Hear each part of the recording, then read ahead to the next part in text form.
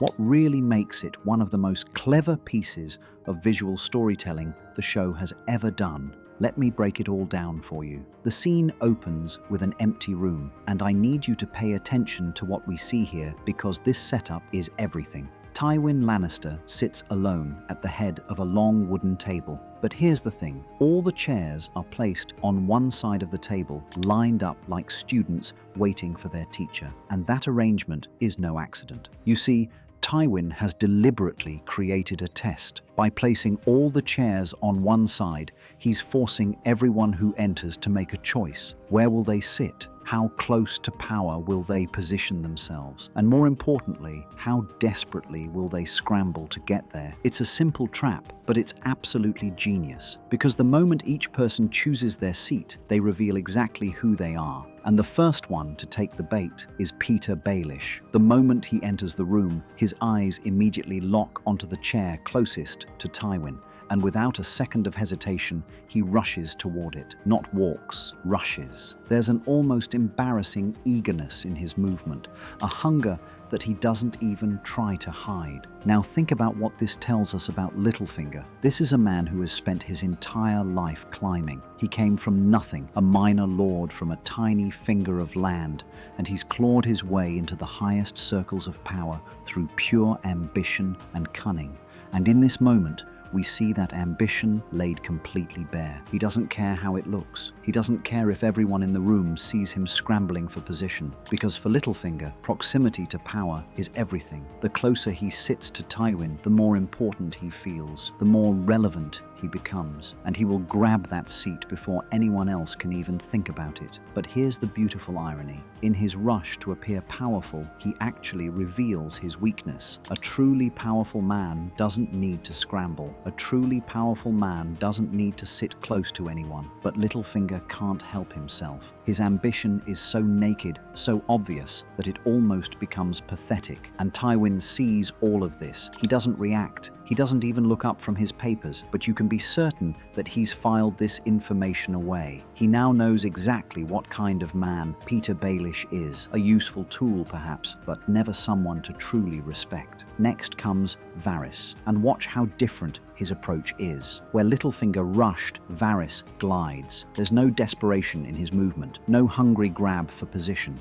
He simply takes the second seat with a small, knowing smile. Now, what does this tell us about the spider? Well, first of all, it tells us that he's smart enough not to compete with Littlefinger's naked ambition. He lets the other man have his prize, knowing full well that the prize itself is meaningless. A seat at a table doesn't give you real power. Information gives you power. Secrets give you power. And Varys has plenty of both. But there's something else happening here too. By taking the second seat so calmly, Varys is also sending a message. He's saying that he doesn't need to be closest to Tywin. He doesn't need to prove anything. He's comfortable exactly where he is because he knows his value doesn't depend on where he sits. It's a subtle distinction, but it speaks volumes about the difference between these two men. Littlefinger needs to be seen as important. Varys simply knows that he is. Then there's Grand Maester Pycel, and honestly, his entrance might be the most telling of all. He shuffles in slowly, taking his time, and settles into the third chair with the resigned acceptance of a man who has done this 1,000 times before. Pycel is a survivor. He's served under multiple kings, multiple hands, multiple regimes. He's watched men rise and fall, watched entire dynasties crumble, and through it all, he's managed to keep his position. And how has he done this? By never reaching too high, by never threatening anyone, by making himself useful without ever becoming dangerous. His choice of the third seat is perfect for who he is. Close enough to matter, far enough to avoid attention. It's the seat of a man who has long ago made peace with his place in the world. He's not trying to climb anymore. He's just trying to self, not among the counselors, but beside the hand of the king himself. Now, this move is fascinating on multiple levels. On one hand, it shows Cersei's intelligence. She recognizes the test for what it is and refuses to participate on its terms. She won't scramble for position like Littlefinger. She won't accept a lesser seat like Pycel. She will define her own place. But on the other hand, it also reveals something deeper about Cersei. Her entire identity is wrapped up in her proximity to powerful men. First her father, then her husband, then her son. She has spent her whole life one step removed from the throne, always beside power, but never truly holding it herself. And so even in her rebellion against the test, she still defines herself in relation to Tywin. She sits at his right hand, the traditional position of honor. She doesn't take the head of the table for herself. She doesn't position herself as an equal. She positions herself as his daughter, his partner, his closest ally. It's a power move, yes, but it's also a kind of surrender, because Cersei can only imagine power that exists in relation to someone else. And finally, there's Tyrion, and this is where the scene truly becomes something special, because Tyrion watches everything that has just happened.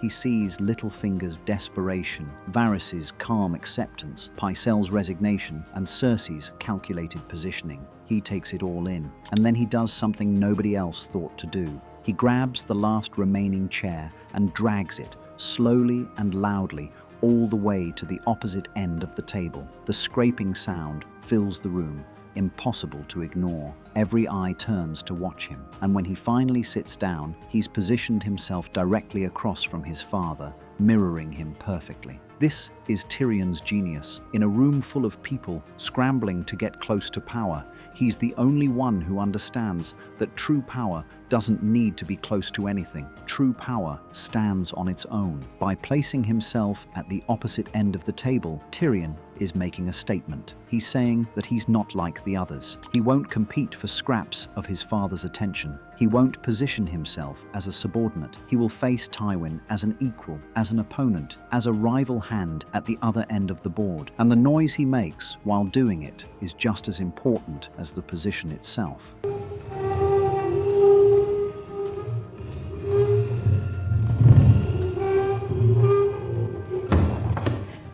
Where everyone else tried to be subtle, tried to hide their maneuvering behind calm faces and measured steps, Tyrion announces himself. He demands attention. He forces everyone in the room to acknowledge what he's doing. It's bold, it's defiant, and it's exactly the kind of move that drives Tywin absolutely crazy. Because Tyrion is the one child who refuses to be controlled. He's the one person in the room who sees through the test and responds with a test of his own. And look at Tywin's face when this happens. For just a moment, you can see something flicker in his eyes. What strikes me most about this entire sequence is how perfectly it captures the essence of each character's journey throughout the series. Littlefinger will continue to overreach, to grab for things that aren't his, until that hunger finally destroys him. Varys will remain in the shadows, playing the long game, always knowing more than he reveals. Pycel will keep surviving until survival is no longer an option.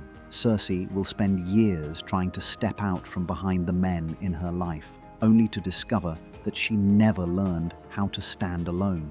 And Tyrion will keep fighting for recognition from a father who will never give it to him. All of that future pain and triumph compressed into 30 seconds of people finding their seats. The directing here deserves special attention as well. Notice how the camera lingers on each entrance, giving us time to absorb what's happening. There's no musical score pushing us toward a particular emotion, just the sounds of footsteps and wooden chairs against stone floors. The silence makes everything louder somehow. Every glance becomes significant. Every movement becomes a declaration. And then there's the physical comedy of it all. Because let's be honest, there's something genuinely funny about watching grown adults play musical chairs in the middle of a political drama. The show knows this. It lets the absurdity breathe. Tyrion dragging his chair creates an almost cartoonish moment in an otherwise serious scene,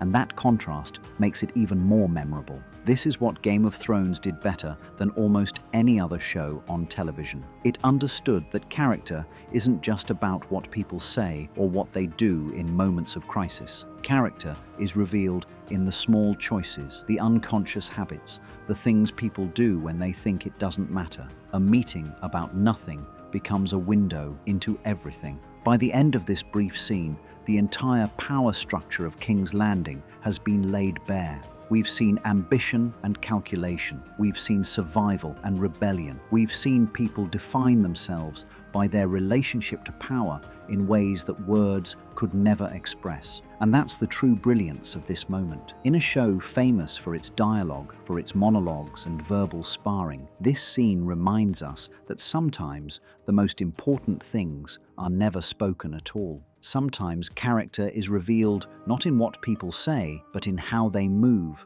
where they sit, and what they reach for when they think no one is watching. But of course, someone is always watching. And in the Game of Thrones, every choice you make, even the choice of where to sit, can reveal exactly who you really are.